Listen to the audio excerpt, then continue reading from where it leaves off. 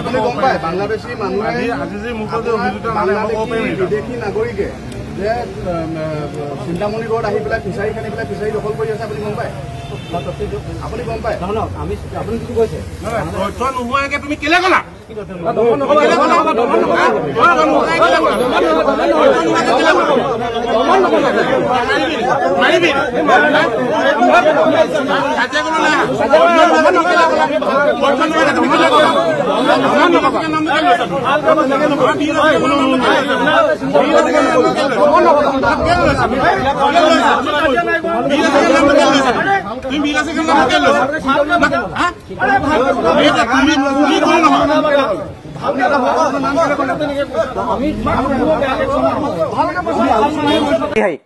চিন্তামণিগড় গাঁৱৰ বীৰ লাচি থানা শৃংখল চলিহাই সংবাদ মাধ্যমৰ আগত 2 দিনত আমি কোৱা পৰিলক্ষিত হ'ল তাতো বাংলাদেশী সোমাইছে আৰু তেওঁ যাব আৰু তাৰ পিছত আৰু এটা আমি সংবাদ মাধ্যমত তেওঁ বক্তব্য পালোঁ তাত অবৈধ বাংলাদেশীয়ে আহোম আৰু মিচিঙৰ মাটি দখল কৰিছে এইটো একদম মিছা কথা তেওঁ কৈছে চিন্তামণিগড় গাঁওখন খিলঞ্জীয়া তথা থলুৱা মুছলমানে ভৰপূৰ এখন গাঁও ঐতিহাসিক এখন গাঁও 1625 চনৰ পৰা ইয়াৰ ইতিহাস আছে এই ইতিহাসৰ গাঁওখনত উমেদ আলী জমছেৰ আলীকে বিভিন্ন ব্যক্তিয়ে যিসকলে স্বাধীনতাৰ যুঁজত জড়িত হৈছিলে সেই গাঁওখনত তেওঁ কিহৰ ভিত্তিত তাত বাংলাদেশী আছে বুলি তেওঁ সামাজিক মাধ্যমত ক'ব পালে আমি নিজে সৰজমিন তদন্ত কৰিছোঁ তাত কোনো এজন বাংলাদেশী নাই আমি তেওঁক সকীয়াই দিছোঁ তেওঁ সন্দেহযুক্ত বাংলাদেশী ক্ষেত্ৰত তেওঁ যি ব্যৱহাৰ কৰিব আছে কৰক কিন্তু থলুৱা মুছলমানৰ ক্ষেত্ৰত যদি তেওঁ এনেকুৱা অপপ্ৰচাৰ এনেকুৱা সামাজিক মাধ্যমত তেওঁ এক অপপ্ৰচাৰ কৰি ঐতিহাসিক চিন্তামণি গাঁওখনক যে উজনি অসমৰ থলুৱা মুছলমানক তেওঁ বদনাম কৰা যি ষড়যন্ত্ৰ কৰিছে সেইটো আমি কেতিয়াও সহ্য কৰি নলওঁ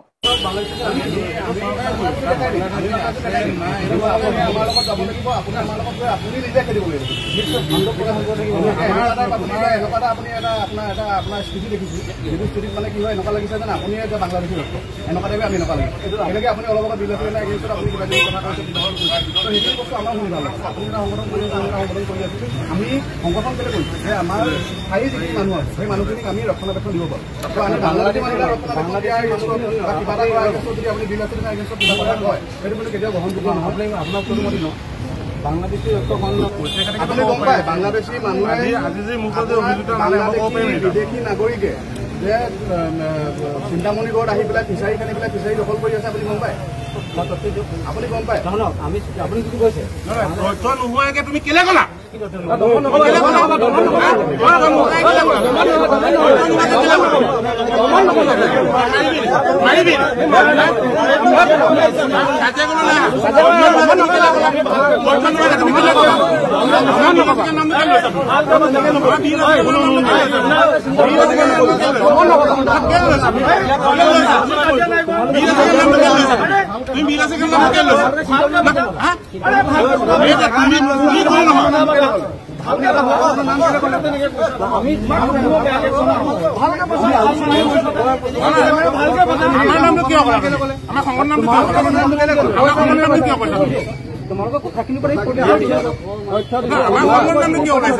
বাংলাদেশী সোমাই আছে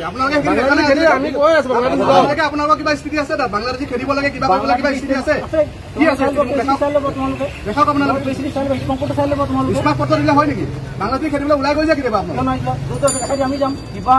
আপোনাক দেখাই দিব লাগিব আপুনি নিজে উলিয়াব নোৱাৰে আপুনি যে লাচি থানাৰ নামটো বদনাম কৰিছে আপুনি বীৰ লাচি থানাৰ নামটো বদনাম কৰিছে বীৰ লাচি থানাই বাংলাদেশীক খেদাৰ কাৰণে আপোনাৰ গাত লাগিছে আপোনাৰ বেয়া লাগিছে আপোনাৰ আপুনি বাংলাদেশী ৰক্ষক হ'ব লাগিব তেতিয়াহ'লে আপুনি বাংলাদেশী ৰক্ষক হ'ব লাগিব তেতিয়াহ'লে আপুনি বাংলাদেশী ৰক্ষক হ'ব লাগিব